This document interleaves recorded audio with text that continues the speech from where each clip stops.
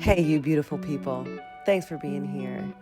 Today we're talking with Michael about empathy and how it can be used for good and also evil. Tap in. We're going to have a lot of fun.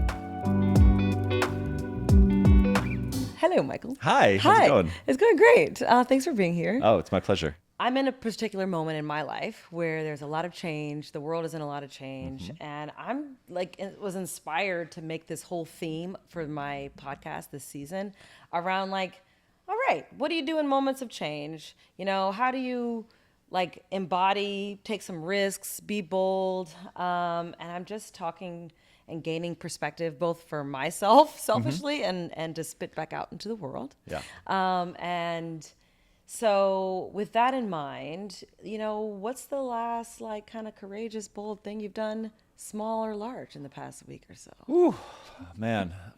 In the last week or so, it helps narrow it down a little bit more. Keep it small. I would say, for me, I took a unprecedented 2 days off that were in the middle of a work week that I shouldn't have because I just came back from a trip at the end of August. But I was like a little under the weather. I was a little tired. I was like a little of a lot of things. And I was like, I'm going to fight this for 2 weeks if I don't just say, you know what, I'm tapping out. I'll be back next week, but I just need to cancel these calls. And no one died. Okay, first of all, I love that. I was not expecting you to say that. Why does that feel bold? But it is. Yeah, because it's well, I don't know. For me, I've always run services businesses. And so your time is your offering, right? And so when you take that away from someone who's got a calendared thing that you put on the books 3 weeks ago, then you feel like an asshole. Right. And I was like, but if I'm not at my best, I'm not going to be at my best for them either. And you got to, put the mask on first. All that kind of stuff. Yeah, Exactly. yeah. I feel like people don't feel comfortable doing that. People don't feel comfortable taking a day. I mean, as you know, I ran a business for a while, and people would just be like, "I'm so sorry. I had this doctor's appointment." Right. What do you mean? There's this great meme of European culture and American culture about out of office messages, and it's like, sorry, I'll be out for the next 7 weeks backpacking in the south of France, and then the American one's like, I'm going in for kidney surgery, but should be available by email, and it's like, yeah, we are not wired for a little out of office time. That's brutal. Okay. So I also wanted to ask you. All right, you do a lot of work around empathy and intuition and stuff. Have you always been this kind of human being, or were you an intuitive young boy? I think I was certainly intuitive as a kid. I didn't have the word empathy in my lexicon as a kid, but I knew I could sense when things didn't feel right, sort of. I think it was a lot of it came out of my own discomfort that I became good with this. So for example, if I was in a setting where I could feel other people were uncomfortable, I'm more of an introvert than an extrovert, but I would dial up my extroversion to quell their discomfort, which would then make me more comfortable. It's this sick little loop that I would play because I just wanted to be comfortable, but I wasn't going to get there if there wasn't a catalyst. And so I learned how to do that by sort of experimentation, I guess. Holy cow. I don't think anybody's ever given words for that. There's probably a good German word for it. Yeah, exactly. They got those words. Yeah, dude. Okay, right. Because I'm thinking about human beings who do that all the time and then start to forget what's more natural, what their homeostasis is like.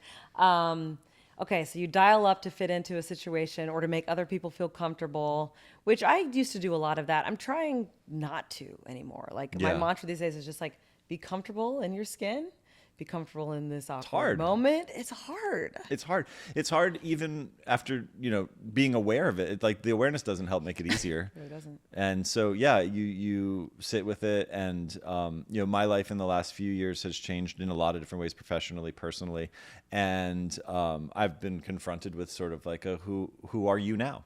And that's uncomfortable too, because the person you were 5 weeks ago or 5 months ago isn't the person sitting here today.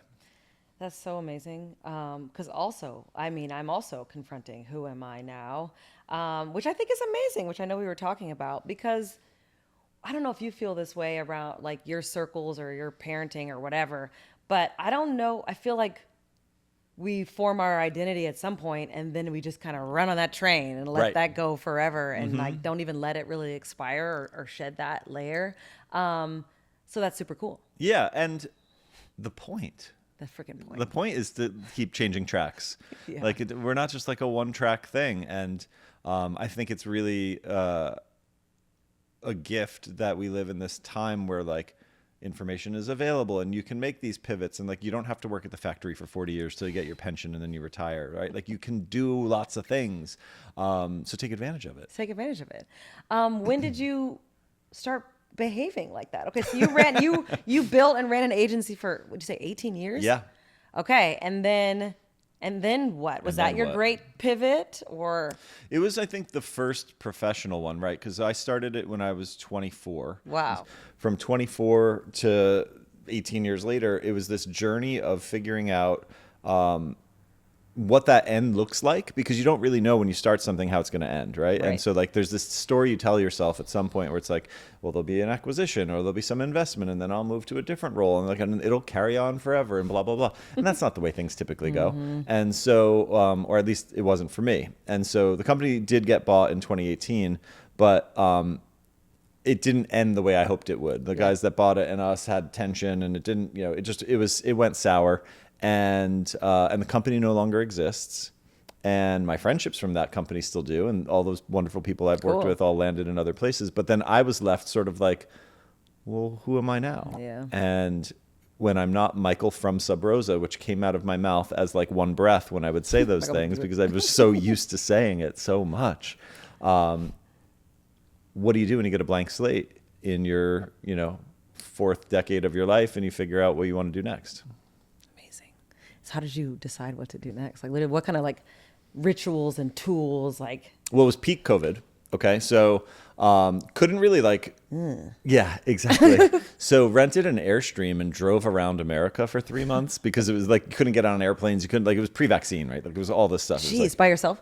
With my wife and our two dogs. One of them at the time was like a 10-week-old puppy or something. So maybe a little older than that, but it was puppy. Oh my gosh. I've actually never heard anybody do that in COVID. That's a great COVID adventure. It was, because it was smart. like the only things that were really open were things you like, national parks, state parks, things. So it was like we spent a lot of time in nature, drove around, visited some friends, blah, blah, blah. Right. So came back after about 3-4 months of that.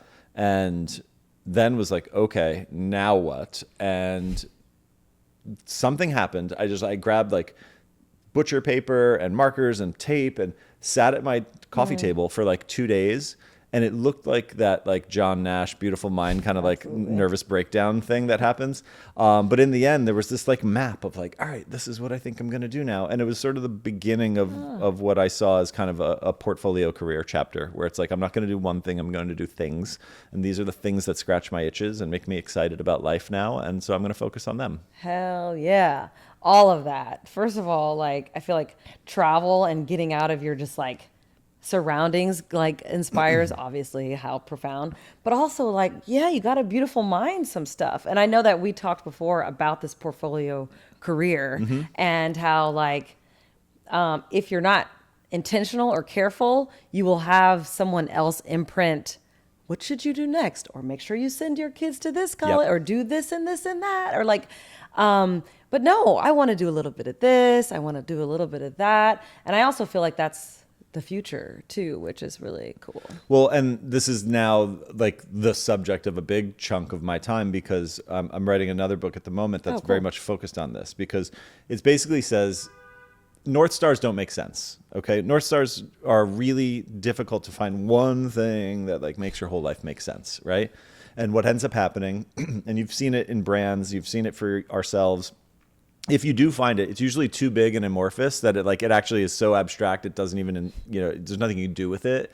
Or it's too narrow and accomplishable that it's not inspiring. And so like you're looking for Goldilocks in this North Star, and it's hard to come by. Interesting. So this approach is basically like, how do we take a systems thinking approach to purpose? And so in lieu of North Stars, I'm referring to it as constellations. What is the constellation of your life that you're building? What's the constellation of purpose? What are the points of light that matter to you?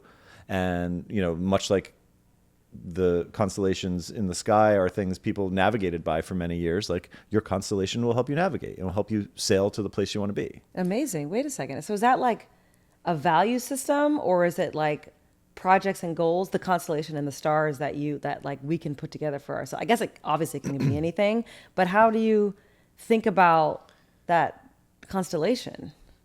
There's a whole process. How fun. Yeah. I mean, the headline is, I look at it, it is both values and what I call pursuits. Okay. Right? Like, and a pursuit could be like a career path kind of pursuit, but it could also be like, I want to learn, needlepoint. Like, okay, but what itch is that scratching for you? Is that your creativity? Is that your whatever?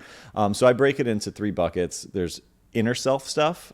And so like real, like kind of what is it you need? Outer self, that's like relationships, the people around you that you spend your time with, the communities you're a part of, so on and so forth. And then higher self. And that's, like big picture, life purpose-y, like what legacy do you want to leave behind? Beautiful. Kind of stuff. I'm so excited. It's fun. Yeah. First one was called Applied Empathy.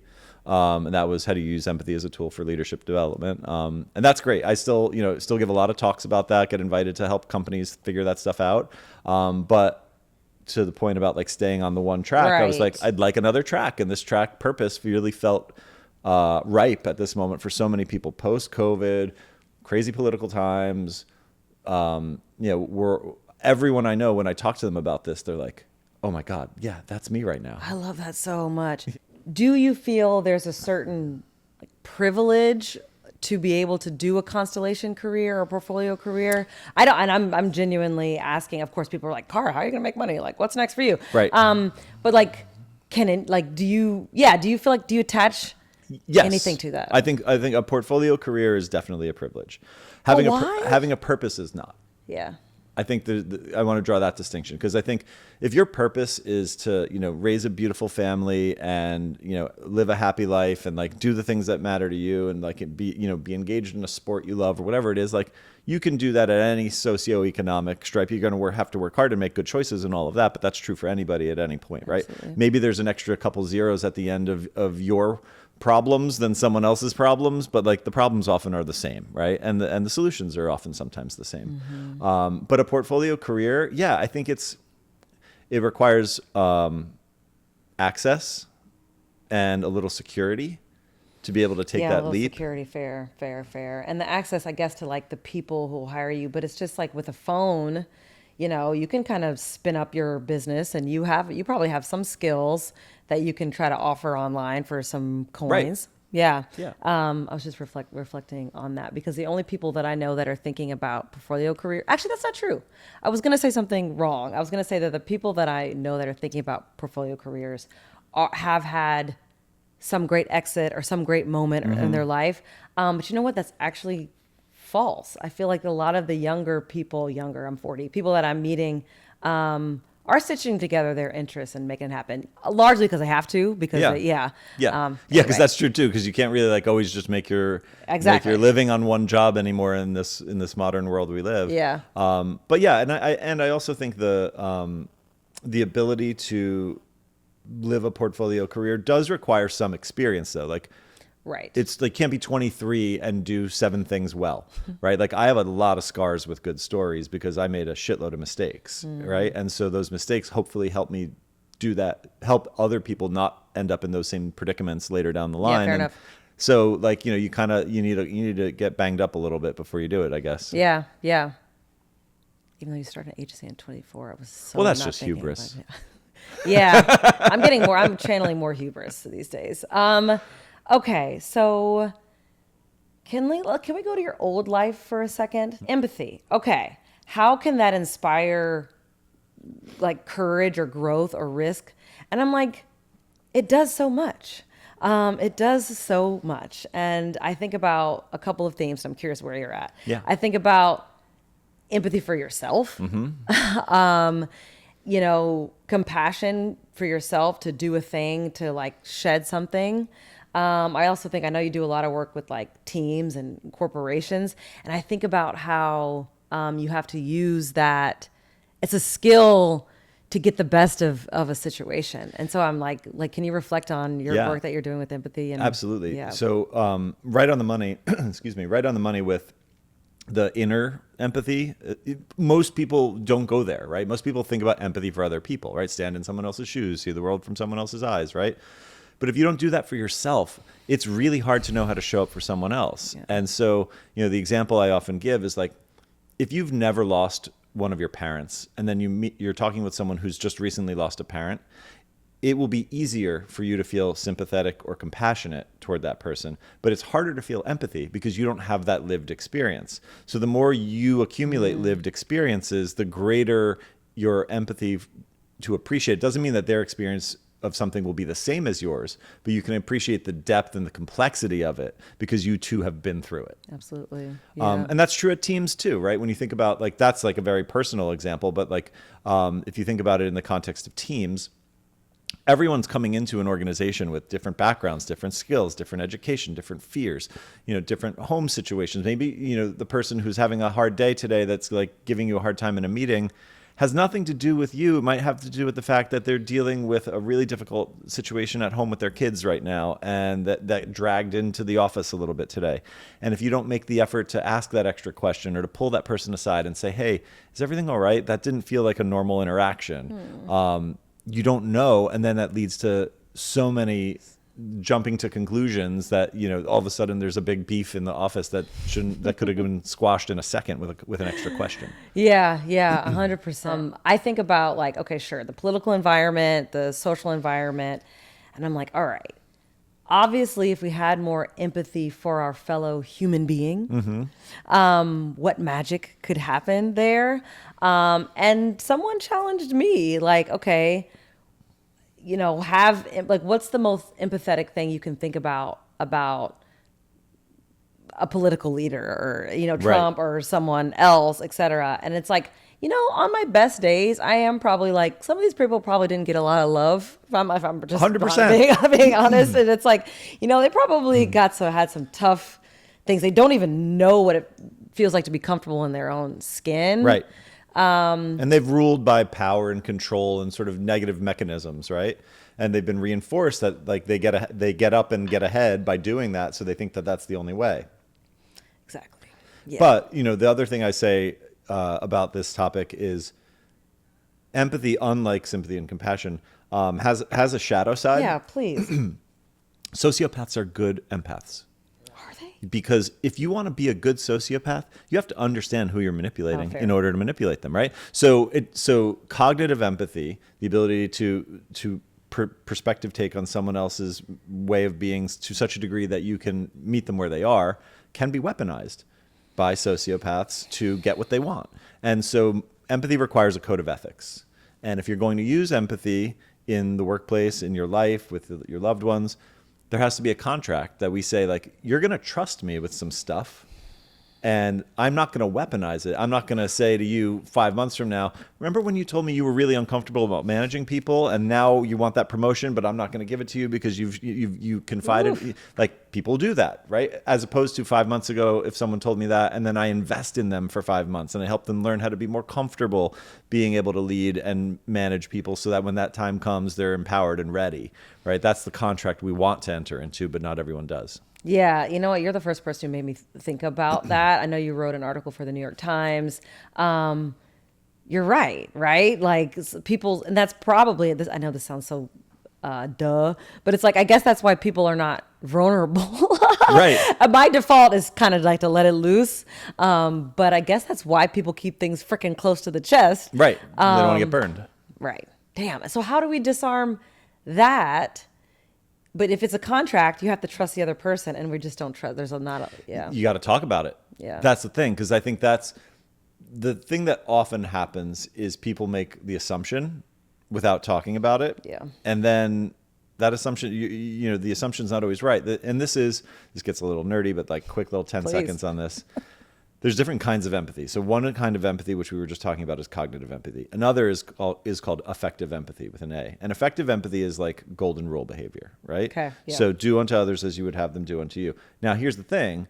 What you might want, it might be different than what I want, right? Like, if you're having a bad day, maybe you want to be left alone. But when I have bad days, I want to be consoled. So I go over and console you, and you're like, bro, not right now. Give me some space, right? Because I'm giving you what I want. Cognitive empathy does two things. One, it admits that I don't know without asking.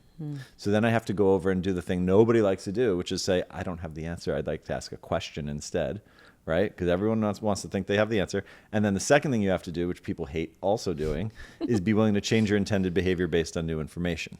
Bro. You tell me what you want, even though that's not what I would do. And I have to meet you there because that's how I'm actually showing up for you. Dude. Yeah. Change your behavior based on new information. Come on.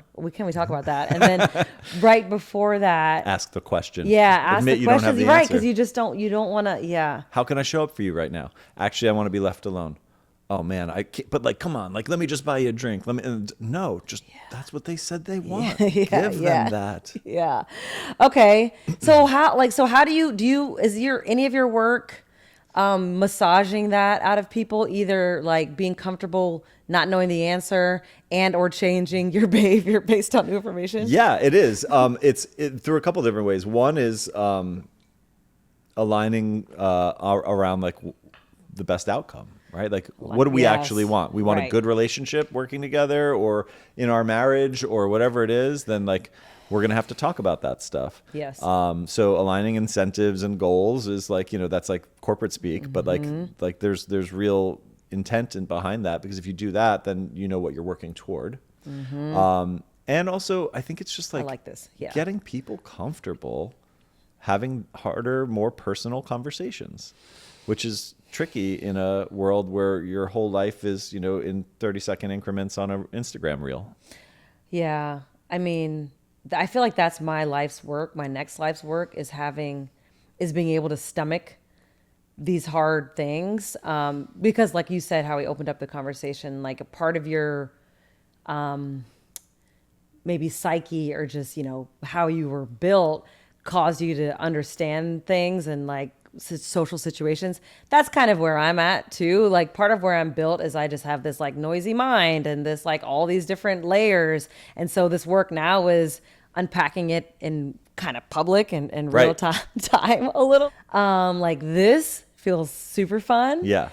I'm still working on the sharing and the being public about it, which I like. I want that. But this I like want to do all day and just like dig and talk to interesting people. But the like sharing it for people to react and to form an opinion on is like. All right. Can I give you a piece of advice? Yeah. So I had that exact same issue when the book came out, because I was like, I do not want to get up on stage and talk and like be that guy. I cringe if I have to like make like an Instagram post about something that feels remotely self-promotional, but like you have to do it, right? And so I was telling my friend that, and this is what she told me, and now I'll pass it along to you. Get over yourself. Yeah. And I said, what do you mean get over myself? And she goes, it's not about you. It's about the message. Yeah. If the message is good, you are invisible. And it's just the message you're up there doing. And so then that made me so much more comfortable standing up, because I wasn't standing up as this thought leader, quote unquote. I was standing up as an ambassador for the idea of empathy. And if I can respect that and share that, then like I can still somehow feel a little more invisible while standing on that stage. I like that. All right. Yeah. All right. I did some mirror talks this morning and I wrote some things down, and it's just like, I'm a conduit, like have some fun, which I want to talk about because like, I know we follow each other on Instagram. You're so silly. You're silly. You like music. You're so like random. I am very, yes. And so am I. Yeah. So I like, okay. Do you use that to help you too? Like lighten up. Like, yes. Yeah. Because like I see some of these accounts and like I know that mine should probably look like that, like because it's going to be perfectly curated and have all the right content. And I'm just like, no, I'm going to just put a stupid meme up and like a video clip from like Alf, or like, like something that just like made me laugh. And it gives like, the way I described this to someone else was, because I'm basically only active on two social platforms, Instagram and LinkedIn. Okay. And I say LinkedIn is my weirdly professional content, and Instagram is my professionally weird content. And that's sort of the juxtaposition. I get my heebie-jeebies out on Instagram, and then like when I need to post something thought leadership-y, it goes over on the LinkedIn I side. love that. Okay, so you're like, I straddle all this design and thought leadership. I'm doing that work too. Like I want to whiteboard out like, all right, who's Cara? How does she show up on Instagram and like that kind of stuff, just to almost take the mental something like decision making out of it. Like Yeah. I'm just gonna be weird on here, and it's gonna be what it's gonna be. It's Yeah, okay. yeah, And if I like lose a speaking engagement because Yeah. of like some like dumb meme I posted, well then like at least you knew Thank what you were goodness. getting. Yeah, exactly. Yeah. 100%. Cool. Okay, so then where are you at today? Like, who's Michael today, and like, what are you caring about? Where can we find you? Yeah. I think the headline is I'm just trying to be a better human. Yeah. And I don't always get it right. And I've had some like rocky bits over the last year in particular that like I definitely could have done some things better that I am still kind of like learning how to like adult in a different way. But that's okay because that's the point of life is to like pick yourself back up, learn from your mistakes, keep going. I went through that when I lost the business after selling it, and then the fallout with the guys, and then I was no longer a part of the company. The guys that bought the company and I parted ways, and I was like, I fucked this up, and I like kicked myself for a while until I realized, no, that's exactly what you needed to learn. Yeah. You needed to learn how to recover from that. And like, there wasn't some, going back to an earlier point you had, like, there wasn't some life-changing sum of money that made me like able to like kick back and relax. I still have to, grind like everyone else, but I'm fine, Of but course. but you know what I mean? But like, it wasn't like, okay, you can like fuck off and ride off into the sunset now. Right. So, that was good for me. Yeah. And it gave me a second chapter in my career that I think had I just like been given a big check at the end of it, I probably wouldn't have done. And I probably wouldn't be thinking about the things I'm now thinking about that I'm really excited about. Cool. Because because I had to think about them. Are you ever scared? Like I know when Every day. Yeah. Okay, so you are scared every day. Yeah. Yeah. And I know we talked a little bit about like, okay, Cara, go, preach your goodwill and community, but you definitely probably fucked up a little, and someone will call you out on that, which I have. One of my best friends is a white dude, Republican family from North Carolina. And I wanted him to run for office so bad because he can just understand nuances Right. of different communities. He's like, I am not doing that. I've made enough mistakes. They're going to like Yeah, come after me. bullseye on his back. Yeah, exactly. So it's like, I feel like we don't do a thing because maybe we're like, nope. They're going to find me out Yep. in some kind of way. So I'm just curious, like, Yeah, I mean, I 100% feel that way for a couple different reasons. I think probably the most prominent is, when you're someone whose search terms are like very directly connected to the concept of empathy, you get somewhat held to an unrealistic standard that you're really good at that. And like, turns out like I'm a human who makes mistakes also, newsflash. And so when I don't perform at the level someone expects me to, or like I make a mistake, or I, don't show up the way someone would have wanted me to, yeah, it hurts. It hurts that like, I hold myself to a standard as well. And when I miss that standard, it's disappointing. Yeah. But yeah, you're putting yourself out there every day when you're doing these kinds of things. And at the same time, it's also like the best way to grow. it is, you're right. It's the freaking point. It's the freaking point of this. I love this. Cool, Michael. I don't know if you this has been like a nice normal conversation, but it's always fun. Like if you had questions for me, any unhinged, anything. Yeah, absolutely. So let's start with this one. Okay. What is it that's most frightening for you in the wake of leaving your most recent job? Most frightening. If Will there I is. ever be important again? Will I ever achieve something that so many people thought was freaking cool again? Yeah. So sad saying out that. I've never said that out loud, but it's true. I think so. I get it, right? Yeah. Because like, yeah, you were in the center of a spotlight Yeah. for a good while. One thing that I had to kind of reorient myself around post the agency life was the measuring tools for that needed to be mine, not someone else's. Yeah. And the life I'm living now is not the life that some other people might measure and say makes sense, but that's okay. It's not their life. I love that so much. So brave, frankly. What's your favorite thing to eat? I love food so much. I know you do. I see your posts. Yeah, it's I love Indian food is my absolute favorite cuisine to eat. Yeah, that's like my favorite thing to eat, period. But I like diversity. I like to switch it up. yeah. as We live much in a as good city for possible. that. Yeah, we really do. Yeah. Oh my gosh. The thing that I have embraced in the last 2 years, which was not my thing, is all of a sudden I love candy. Oh, Like it's like a no. grown-up who eats candy. I've never had a cavity. I'm okay. Like I You've think never had a cavity? super weird. I know. It's annoying. And so I'm just like, I'm just gonna eat candy. Like a little dorky What, child. like Sour Patch Kids? Sour or- Patch Kids are great. Yeah, Have Sour you- Patch Kids are bomb. Have you fucked with a nerd cluster? Those things are Hell no. killer. They're amazing. there's some heads nodding you off serious? camera. Nerd clusters. So nerds Okay, top around three. a gummy bear are a gummy thing. I think Sour Patch Kids and nerd clusters are way up there. We're not doing chocolate. This is candy. This is a different Yeah, thing. So that's a whole other purified thing. candy. Just like a good piece of minty gum is also pretty good. It's, Gum. My son's bringing gum back into this house. I love that. You know what's getting me, which is like not more than what you asked for, is like I'm realizing that there are things that I'm putting in my body that exacerbate like the rumination or the lack of sleep or something, but I'm so unwilling to make changes when it comes to like diet or hedonism or fun or whatever. Which is not what you asked, but I love that. No, question. but it does. It kind of goes to a deeper thing, which is like. So I had asked my Chinese medicine doctor, Dr. Chan. He's a UN acupuncture. He's wonderful. I've been seeing him for many years. Cool. And one of the things that we talked about was he was like, well, where do you think that craving is coming from? And I was like, well, it feels fun. It feels like a bit of like a naughty thing, like a little bit of a treat. And he said, well, it's also about craving sweetness. Where in your life do you not feel like you're receiving sweetness right now? And that was such a beautiful prompt to then go down the rabbit hole of like, yeah, where can my life be sweeter?